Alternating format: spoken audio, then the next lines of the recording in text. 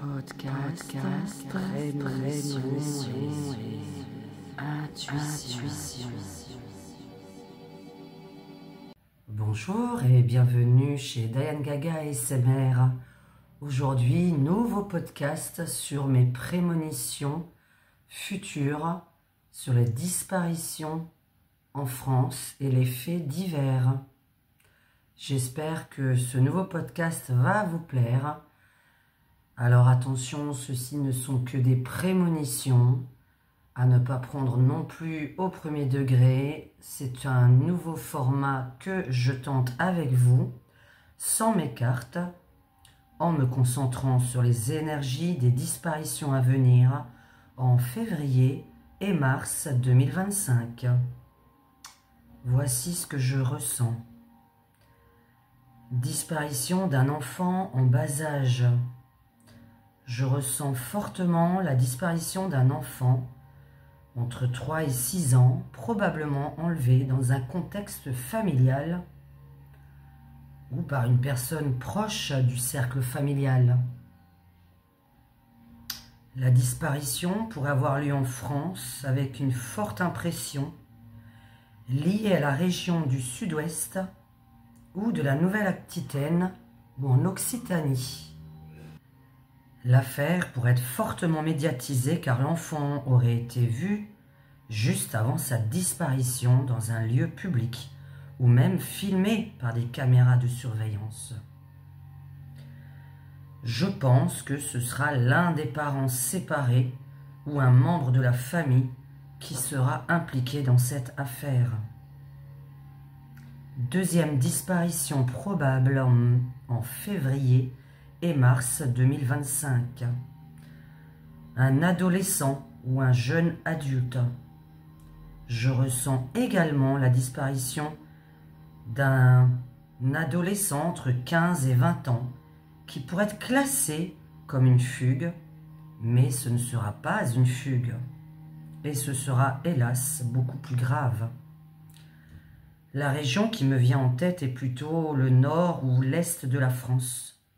Le Grand Est, vers l'Alsace, la Lorraine ou encore en Picardie. Il pourrait y avoir des éléments numériques cette fois-ci, sur des réseaux sociaux, une rencontre en ligne qui est impliquée dans cette disparition. Hélas, je pense que cette affaire pourrait faire écho à d'autres cas similaires de jeunes ayant disparu après une rencontre en ligne ou un piège tendu par un prédateur. Alors je le répète, ne laissez pas vos enfants aller seuls à l'école. En dessous de 18 ans, qu'ils aillent au moins à 2 ou à 3 à l'école, ou que les enfants les cherchent et les ramènent, s'il vous plaît. En dessous de 18 ans, s'il vous plaît. Là, nous sommes dans une troisième disparition en février-mars. Et oui, je suis désolée, ce sont des mois très négatifs.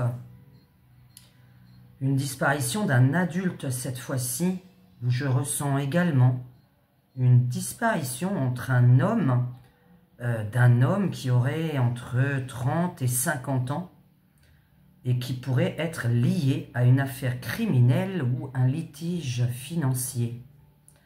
Cette disparition pourrait avoir lieu en région parisienne ou dans une très grande ville, Lyon, Marseille.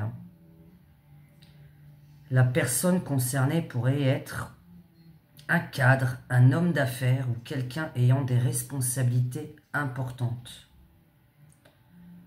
Ce cas pourrait être lié à une dette, un chantage ou une vengeance personnelle.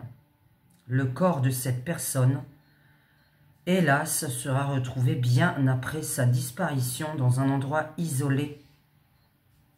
Une forêt, une rivière, une carrière abandonnée, une ferme abandonnée.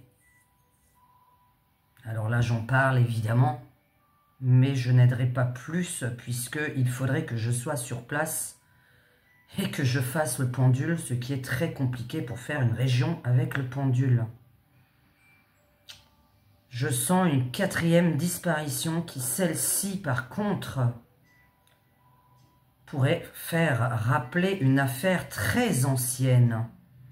Je ressens que l'une de ces disparitions va rappeler une affaire très ancienne et qui pourrait bizarrement avoir un lien troublant entre ces anciennes disparitions et cette nouvelle disparition. Et justement, elle aura un lien avec un crime non résolu actuellement. Je pense que cette personne, hélas, fait partie des personnes à qui on fait du mal, qui peuvent permettre de résoudre une autre affaire.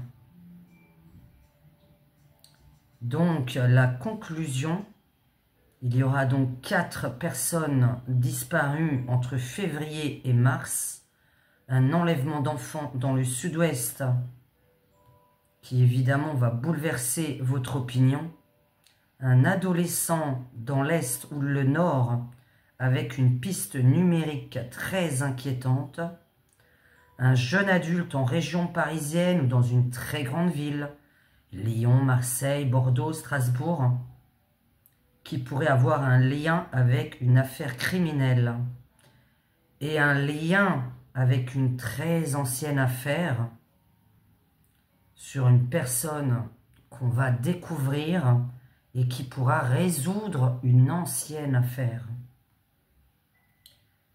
Évidemment, ces intuitions sont des tendances, et je ne suis pas certaine de ce que je vous raconte. Je vous dis juste par rapport à mes prémonitions sur février-mars, ce que j'ai pu avoir comme image dans mon esprit.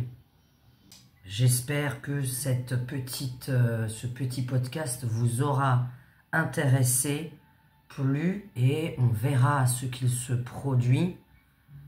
Et prochainement, nous allons faire d'autres podcasts de ce genre un petit peu suspense, en vous souhaitant une bonne nuit ou une bonne journée. Si vous écoutez ça la nuit, eh bien, vous pouvez continuer à écouter mes autres podcasts. À très bientôt. Mets un petit like, abonne-toi, c'est gratuit et clique sur la cloche.